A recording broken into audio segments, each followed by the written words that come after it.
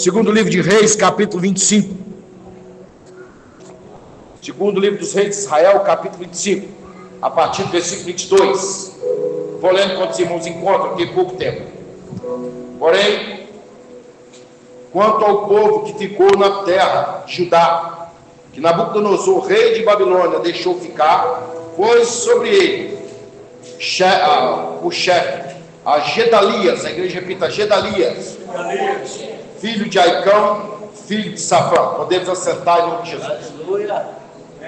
Irmãos, eu quis ler apenas um único verso, por quê? A mensagem vai ser temática, eu vou pregar também correndo por causa do tempo. Eu fiz questão de enfatizar Gedalias.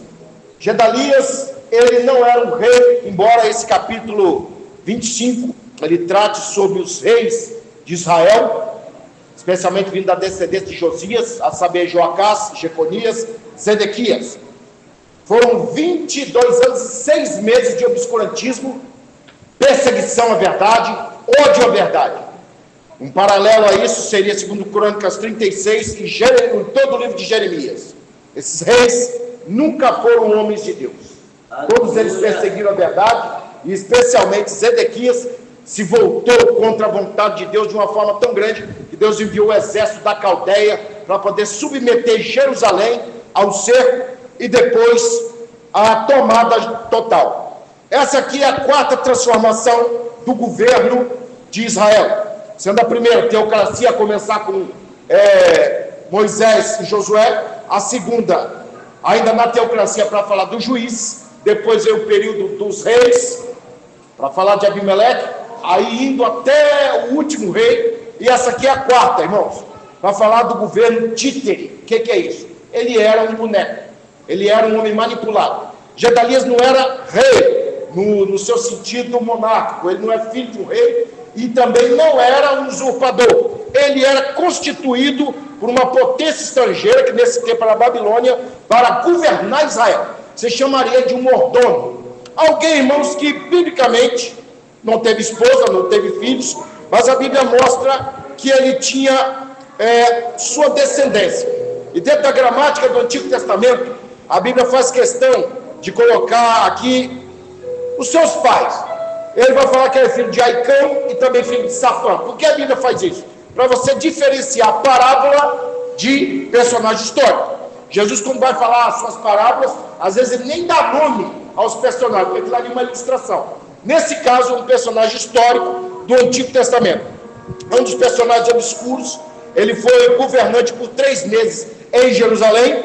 E ele tem, irmãos, na sua essência, como muita coisa define a gente, né? Tem pessoa que define alguém pela riqueza. Por exemplo, quando você pensa em Silvio Santos, Steve Jobs, você vê tantos milionários, você fala, a palavra que define esse homem é dinheiro. Tem pessoas que o que define a vida dele é santidade. Você fala, nossa, Davi Miranda, nosso homem que orava muito. Tem pessoas que o que define ele é a força física. Então você vai olhar para Stallone, Schwarzenegger, né? Você vai pensar, por exemplo, em homens como Bruce Lee, nossa, talento marcial. Agora, o que definiria esse homem, irmão? É a palavra chamada complacência. Repita, complacência. O que é complacência? Eu fui estudar sobre essa palavra. Ela vem do latim complacentiar, do particípio complacere. É uma conjugação de com, que é algo que está junto, e placere, que quer dizer agradar. Era um homem agradável. Se você almoçasse com Gedalias, ele te trataria muito bem. Ele colocaria o seu almoço, colocaria o suco. Você tá feliz, você está bem? Estou bem, Gedalias. Ótimo. Come aí com a gente. Ele era o tipo de pastor, se tivesse uma igreja que todo mundo queria reunir com ele. Ele seria mais legal que o pastor Petrônio. Para vocês terem ideia, irmão, depois que a coroa de Davi caiu no tempo de Zedequias, diz o capítulo 40 de Jeremias, que todos os judeus que migraram para terras em volta, como a Moabe, Amon e outras terras menores, voltaram para Jerusalém. É como se alguém falasse, poxa, saiu aquele monte de tirano, agora é Gedalias que está aí. Gedalias, eu quero voltar para a terra de Jerusalém. Então entenda bem, irmão, ele era uma pessoa querida. Outra coisa, ele tinha no DNA dele a complacência.